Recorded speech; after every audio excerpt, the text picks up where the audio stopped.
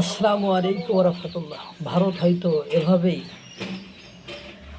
আমাদেরকে আস্তে আস্তে উচিত শিক্ষা এবং উচিত জবাব দিয়ে ছাড়বে, যেগুলো আমরা বুঝলেও আমাদের কোনো বিকল্প উপায় পন্থা এবং উপায় থাকবে না।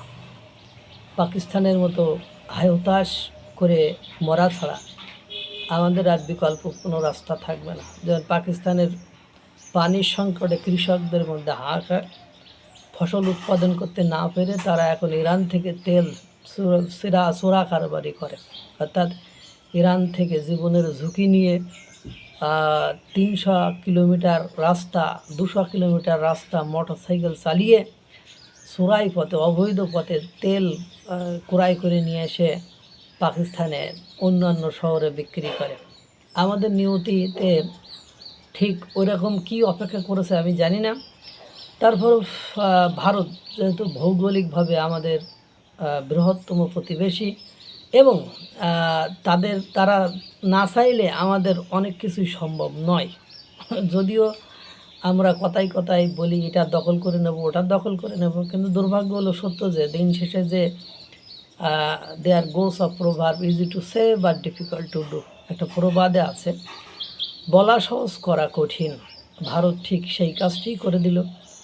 আপাত দৃষ্টিতে মনে হচ্ছে 20 মেগাওয়াট জলবিদ্যুৎ না আসতে দিলে সমস্যা কী। যাই হোক, সেই জন্য আপনাকে বলতে হয়, গতকালকে বাংলাদেশের আমি যে থানায় বসবাস করি বা যে উপজেলায় বসবাস করি সেখানে দেখলাম 1 ঘন্টা আধা ঘন্টা পর পর বিদ্যুৎ চলে গিয়েছে, সারাটা দিন এরকমই করেছে এবং রাত্রে সন্ধ্যার পরে এটা আরও অ্যাকিউট মানে আরও তীব্রতর রূপ ধারণ করেছে। বলছিলাম নেপাল সরকারের সাথে বাংলাদেশ সরকারের একটি চুক্তি হতে যাচ্ছে। সেই চুক্তিতে আপনারা জানেন নেপাল পাহাড় অঞ্চল, সেখানে জলপ্রপাত বা জলপ্রবাহ বর্ষাকালে খুব তীব্রতর হয়, কারণ উঁচুর দিক থেকে পানি তো নিচের দিকে তীব্র মানে গতি সহকারে আসতে থাকে, যার কারণে বর্ষাকালে তাদের প্রয়োজনের অতিরিক্ত বিদ্যুৎ নেপাল তৈরি করতে পারে। আর নেপাল এই বিদ্যুৎ তার প্রতিবেশী রাষ্ট্রের কাছে বিক্রি করে, কারণ তারা অন্য কোথায় পাঠাবে এটা। তো প্রতিবেশী রাষ্ট্র হিসাবে রয়েছে ভারত, আর ভারতের পাশে বাংলাদেশ। এর আগেই 2024 সালে ভারতের সমঝোতায় বা ভারতের সাহায্য সহযোগিতায় 24-এর প্রথম দিকে নেপালের সরকারের সাথে বাংলাদেশের 40 মেগাওয়াট জলবিদ্যুৎ প্রকল্পের একটা চুক্তি বাস্তবায়ন হয়। এই চুক্তি অনুযায়ী ভারতের ট্রান্সফরমার ব্যবহার করে শিলিগুড় করিডোর অর্থাৎ চিকেননেকের ওই অঞ্চল দিয়ে বাংলাদেশের এই 40 মেগাওয়াট বিদ্যুৎ ঢোকে। আপনারা জানেন 5ই আগস্ট 2024-এ বাংলাদেশের গণঅভ্যুত্থান হয় এবং সরকারের পতন ঘটে। সরকারের পতন ঘটার পরে যে সরকার বা যারা ক্ষমতার আশেপাশে বা কেন্দ্রে চর্চায় ছিল বা যে সরকার ক্ষমতায় ছিল তাদের সাথে ভারতের সখ্যতা জায়গায় শত্রুতা বৃদ্ধি পেয়েছে, যার ফলস্বরূপ বিভিন্ন শিপমেন্ট বাতিল, ট্রানজ্যাকশন বাতিল, বিভিন্ন নিষেধাজ্ঞা, আরও বিভিন্ন পণ্য ক্রয়ের উপর নিষেধাজ্ঞা, ট্রান্সপোর্টের গতিবিধি স্থলবন্দরের জায়গায় নদীপথ ব্যবহারের করতে বলা, আকাশসীমা কমানো, ভারত থেকে বাংলাদেশে পাসপোর্ট ভিসাজনিত সমস্যা, মেডিকেল চিকিৎসাজনিত সমস্যা, ট্যুরিস্ট ভিসা বন্ধ করে দেওয়া এবং আপনারা অ্যাট দ্য সেম টাইম দেখেছেন তারা এমনকি আগে যেখানে অনেকগুলো বিমান প্রতিদিন ভারত থেকে বাংলাদেশে আসতো সেখানে বিমানের পরিমাণ অত্যাধিক কমে যাওয়া, পাশাপাশি আপনার ক্রয় বিক্রয়ের ক্ষেত্রেও একটা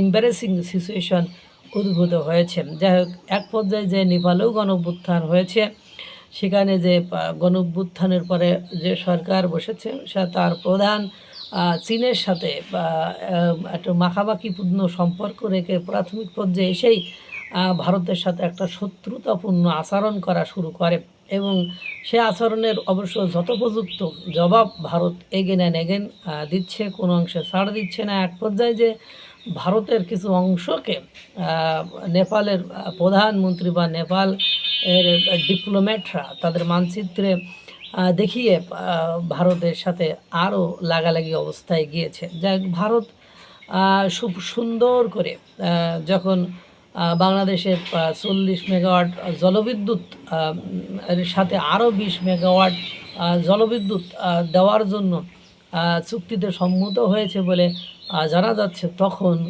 ভারত বলছে, ভাই we are sorry to say, এটা সম্ভব নয়, এটা আমরা তোমাদের কাছে পৌঁছাতে দেব না। তখনই দিতাম যখন তোমার সাথে আমার সম্পর্ক ভালো থাকতো। আরে ভাই, তুমি খাওয়া ভালো, শোভা মাঝখানে আমার বলে কথা বলিস নেই। দ্যাট মিন্স আমার মানে জায়গা, আমার মানে জেকশন ব্যবহার করে তুমি বিদ্যুৎ নেবা, আবার আমার সাথে সুসম্পর্ক না রেখে আমি যাতে উত্তেজিত থাকি, আমি যাতে চিন্তায় থাকি, আমাকে উত্তেজিত করতে আমার শত্রুদের সাথে তোমরা সম্পর্ক করবা, আর আমার ঘাড়ের উপর দিয়ে বিদ্যুৎ নিয়ে আসবা। ভৌগোলিক দিক থেকে তো আমি সেই জায়গায় অবস্থিত যে জায়গায় তোমার আমাকে দরকার। যদি তুমি মনে করো যে তোমার দরকার না, তারপরেও কি দরকার, আমি এমন জায়গায় অবস্থিত। ঠিক আছে, তুমি 40 মেগাওয়াট বিদ্যুৎ ভারতের সমঝোতা ছাড়া, ভারতের সাথে আলাপ করা ছাড়া নেপালের কাছ থেকে বিদ্যুৎটা নিয়ে আসো, তুমি আকাশ দিয়ে উড়াই নিয়ে আসো। জলবিদ্যুৎ তো আকাশ দিয়ে উড়াই না, সেটা আকাশ সীমা, সেটাও ভারতের, সেটাও ইচ্ছা করলে ভারত বন্ধ করে দেয়। জলবিদ্যুৎ আকাশ দিয়ে উড়িয়ে আসে না, বিদ্যুৎ তো আর উড়াই নিয়ে আসা যায় না। দ্যাট মিন্স সেক্ষেত্রে ভারত বিদ্যুতের ক্ষেত্রে একটা খেলে দিয়েছে। এদিকে নেপালও বাস, এদিকে ভারতও বাস। এরপরে আপনারা জানেন, নেইবার ফার্স্ট পলিসিতে ভুটানের পরে সর্বোচ্চ বাৎসরিক যে অর্থনৈতিক সাহায্য সহযোগিতা করে থাকে বিনা ইন্টারেস্টে, সেটা হলো নেপালের সাথে। নেপাল সরকার বসে যখন থেকে ভারতের সাথে সুসম্পর্কের জায়গায় সম্পর্কটাকে নষ্ট করার পরিকল্পনা করছে বা সম্পর্কটা নষ্ট করতে চাচ্ছে, তখন থেকে ভারত দিনকে দিন পদক্ষেপ নিচ্ছে। ভারতের সাথে নেপালের সম্পর্ক এতটা ভালো যে তাদের বর্ডারে কোনো পাসপোর্ট ভিসা লাগে না। তাদের জনগণ শুধু মনে হয় আইডি কার্ড দেখালেই মানে ভারতে যে কাজকাম করে সারাদিন আবার আয় রোজগার করে নেপালে ফিরে আসতে পারে। সেই নেপালের প্রধানমন্ত্রী বালেন্দ্র, তিনি খুব পাণ্ডিত্য দেখাচ্ছেন। হয়তো বা এরকমও হতে পারে, আমরা জানি ইতিমধ্যে 14 বছরে মনে হয় 16 বার না 18 বার না 14 বার সরকার পরিবর্তন হয়েছে নেপালের, এটা আপনারা জানেন। সুতরাং এই সরকারও বেশি দিন সাস্টেইন করবে বলে আমার মনে হয় না। নেপাল এবং ভারতকে একেবারে সমুচিত জবাব দিয়ে দিল ভারত, যে ভৌগোলিক দিক থেকে ডিপ্লোম্যাসি তুমি একা করলে হবে না, তো ডিপ্লোম্যাসি মানে সমঝোতার মাধ্যমে, আর জিওপলিটিক্সটা বুঝতে হবে, জিওগ্রাফিটা বুঝতে হবে, মানচিত্রটা মাথার ভেতরে রাখতে হবে, রেখেই তারপরে শত্রুতা করতে হবে। নাহলে হুমচিকালে সাময়িকভাবে বেনিফিটেড হওয়ার জন্য বা নিজের আত্মিক তৃপ্তির জন্য তুমি আমার শত্রুদের সাথে সম্পর্ক করে কয়েকদিন খাওয়া ভালো, ওই যে সমিতির টাকা তোলার মতো, যেদিন তোলা হয় সেদিন ভালো লাগে, কিন্তু যখন পরে কিস্তি দেওয়া লাগে তখন আর বিষয়টা ভালো জায়গায় থাকে না। ব্যাংক থেকে ঋণ নেওয়ার মতো তুলতে ভালো লাগে, কিন্তু ঋণ পরিশোধ করার সময়, কিস্তি দেওয়ার সময় ভালো লাগে না। তো বিষয়টা ঠিক ওরকম হয়েছে। ভারতের প্রতিবেশী রাষ্ট্র হয়ে চতুর্দিকে যারা ভারত, তাদেরকে উপেক্ষা করে, অবহেলা করে তুমি মাস্তানি এবং ফুটানি করবা, সেটা আমাদেরকে দেখতে হবে। এটা সেই দিন আর নেই। আল্লাহ তাআলা সকলকে ভালো রাখুক, সুস্থ রাখুক। আসসালামু আলাইকুম ওয়া রাহমাতুল্লাহ।